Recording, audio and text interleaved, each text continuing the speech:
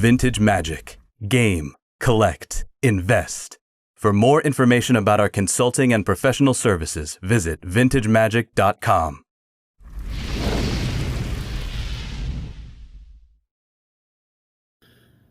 All right, guys. So this part of the video is going to be all about the Legends set. We've gone through a lot of different sets that we got from Angel from Dallas, Texas. He acquired a collection from a lady whose friend passed away, and we basically have gone over. If you look at the top, there's the Beta Alpha, a few Unlimiteds, a Beta Lotus, Time Vault, Antiquities and Arabians are in here. And yeah, I mean, I'm not really, like I said in my videos, I'm not grading all the cards or whatever. I'm just consolidating them. I'm not going to take them out of the sheet because I'm just going to do key card stuff, you know, because I just don't have time to do that. So these are double-sided, and we're just going to go through it.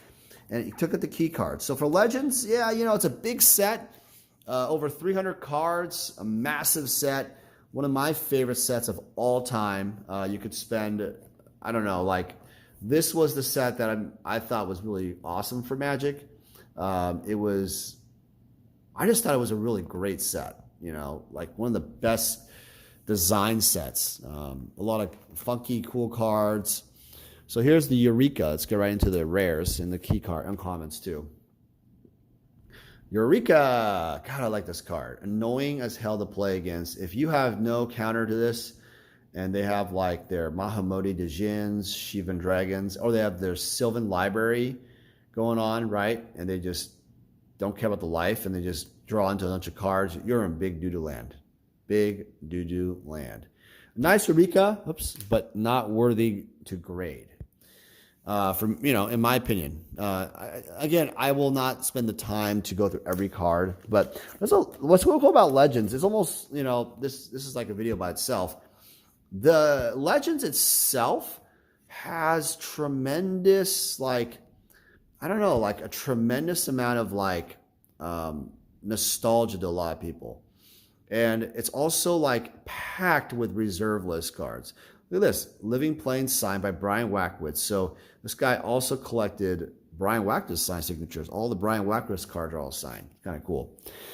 But yeah, I mean, there's a lot of rares here. I mean, there's like cards that are funky, like that really, like Stormseeker. You can play like a, you know, draw, you know, people punish the opponent if they have cards in their hand.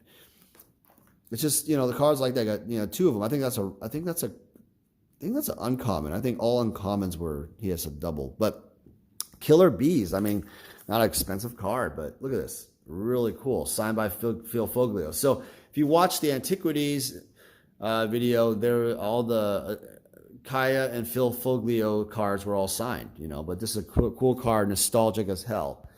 Got Master of the Hunt, you know, back in the day. I really like that card.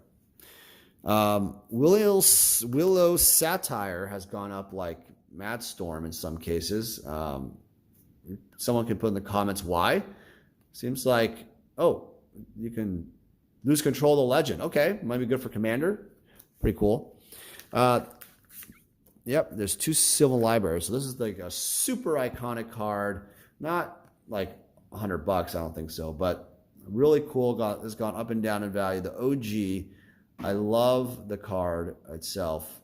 You basically, for 2 mana, you can basically draw more cards, but take 4 life for each additional card, right? Other than the first one. All right, so the green cards, that's about it, I think. Now, yeah, back to Nene Thomas again. This Acid Rain is part of that frenzy of old, what is that called? Reserve list card buyouts. This card's like spiked $100 to $200. I don't know why, but you know.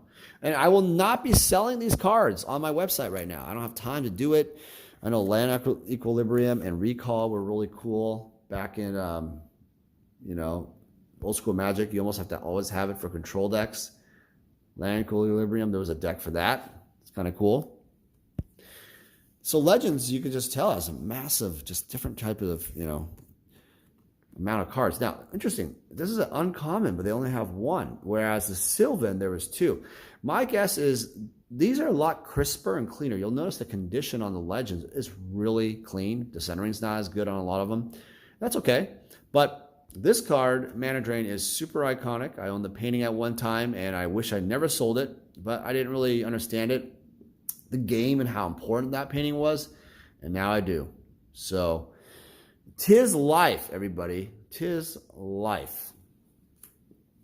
I gotta say that it is very interesting. Like when you play the game, you really, really appreciate just kind of the history and the story of the game, the cards. All right, so now my favorite cards are these gold rares. I think Gwendolyn, these two all went up. The Gwendolyn de Courcy went up. I mean, you know, it's pretty cool, you know. Multicolor, but back in the day, it was hard to cast some of this stuff, but you just did it. And it was kind of like a Johnny deck thing, maybe Timmy deck. You just had these crazy creatures. Yes, we have the awesome Angus McKenzie. There he is. You still own that artwork. Yeah, look at that guy. Who is that guy? All right. Some more gold cards. My favorite.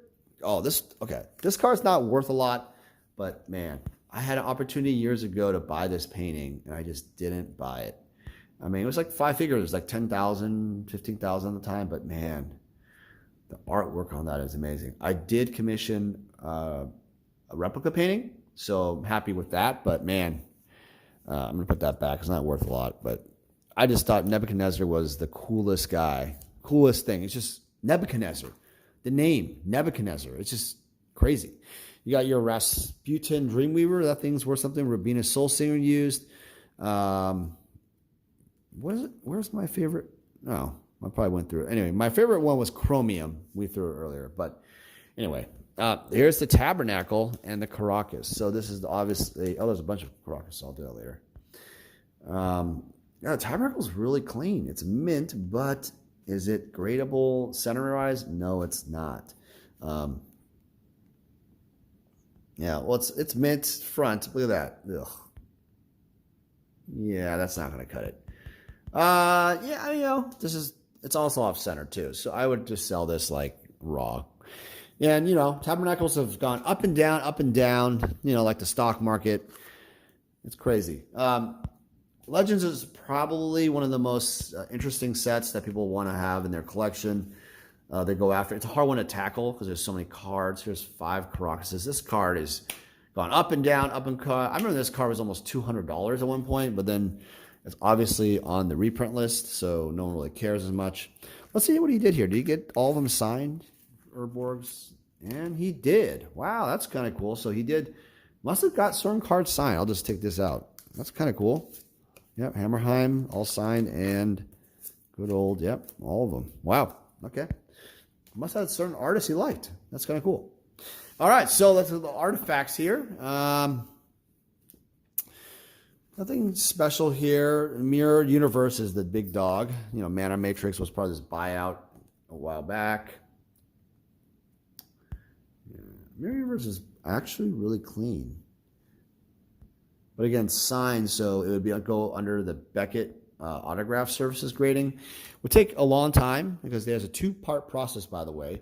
They have to authenticate the autograph to make sure it's real. Then they have to then grade the card. So it's 2-part. Some of these reserve list buyouts has Planar Gate, Swords, Sword of Ages. These all cards are just targets. People are just targeting. I think Tempest Ifrit was one of them.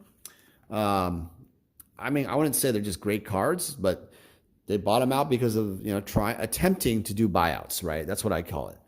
You got your Storm World attempting to buy out. Disharmony is a card that people collected too. I think that's actually a rare, but apparently he has 2 of them. Oh, because of course you want them signed. So that's kind of interesting. The guy was kind of a collector. You like certain artwork. I wish he was like a Black Lotus collector. Yeah, you know, tons of Black Lotuses only, but no, he didn't do that. All right, so what we got here? Yeah, then we have the white cards. We have Land Tax, which is really cool. Who is this guy? This guy's fun. God, who is this? And we have the Moat. There he is. God, this card is not being used a lot right now in old school Magic as much as it should be. Oops, too strong. Yeah, I think it's, I don't know, it's counterable, it's disenchantable. I don't know, it's 4 mana and it takes 2 white. It's a good card, you know, but it's good for like air decks. You know, if guys in the air, you just basically lock them down. But this card's not very centered, has a little, little thing. But it's, again, crisp, clean, nice card. You know, maybe a 9 type of quality, 8.5. But, you know, again, I'm not going to go off and spend the time to grade it. Some other ones, Kaya cards, Nate Thomas cards were all signed. That's kind of cool. Got a Chain Lightning, which is really nice for old school Magic. Falling Star was kind of a card that's being used for old school Magic. It's a rare. It's kind of like a Chaos Orb.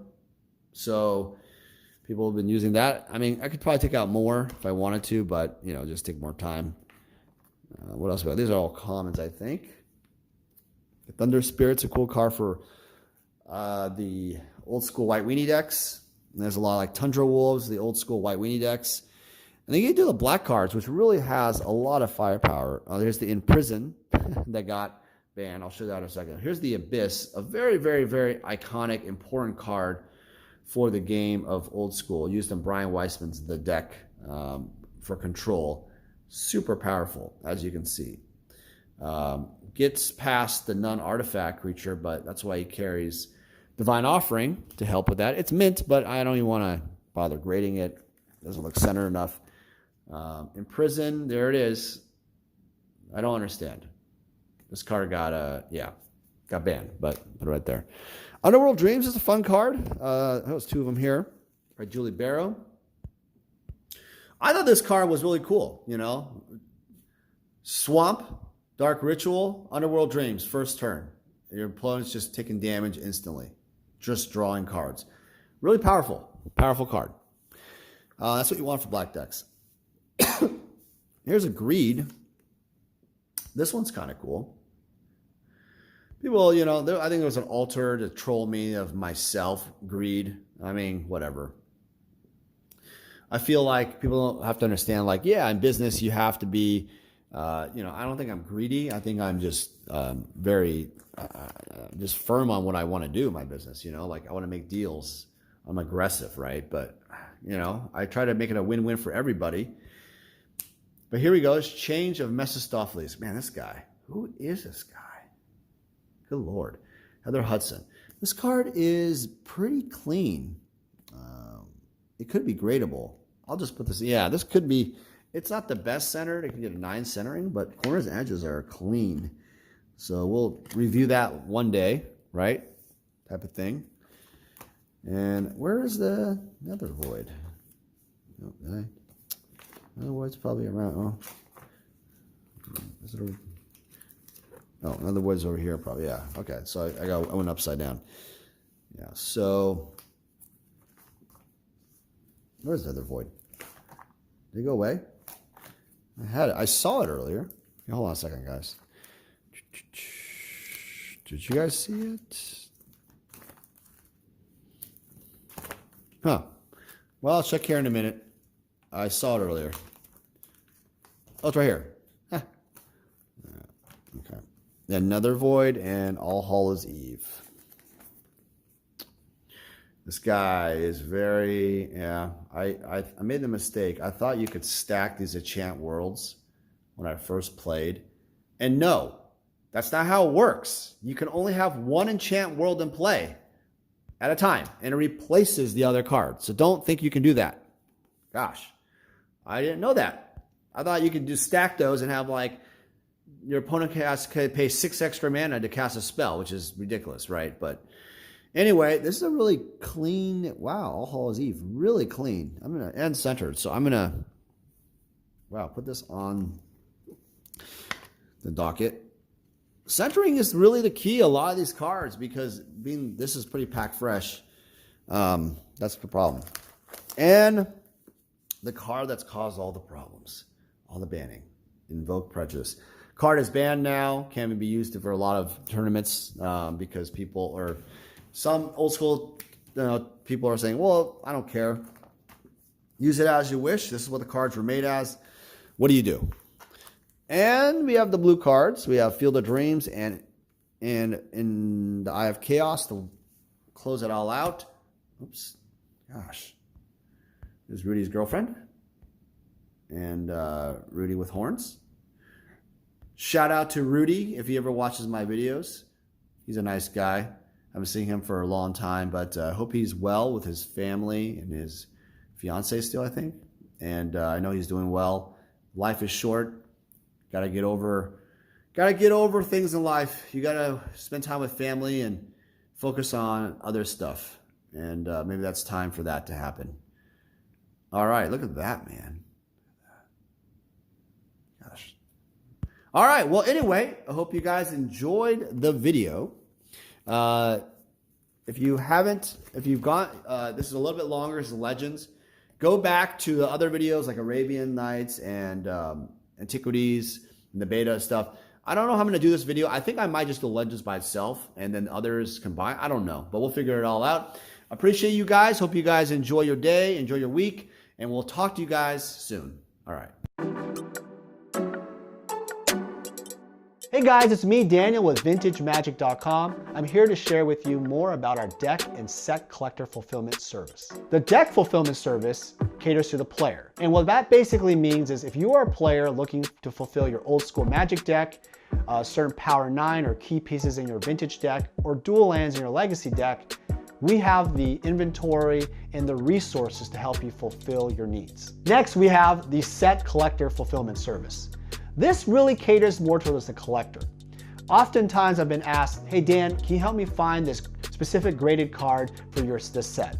Or Dan, can you find me these 20 cards left in my beta set? It doesn't matter what you're looking for, even if it's like every single Sarah Angel possible out there, I can help you out. My resources and extensive network in Magic the Gathering, I was able to help thousands of clients all over the world fulfill their needs. I've made it my mission at VintageMagic.com to be your one-stop shop for all your collector needs. For any significant item or collection, we're able to travel anywhere in the world to meet you. The reason why my clients love this service because it saves you time. What happens is collectors and players often search all over online or vendors and they never find exactly what they're looking for. By going to us, we are the only one-stop shop who can help you with your needs. Using our service gets you exactly what you want and saves you time and money. Vintage Magic. Game, collect, invest. For more information about our consulting and professional services, visit vintagemagic.com.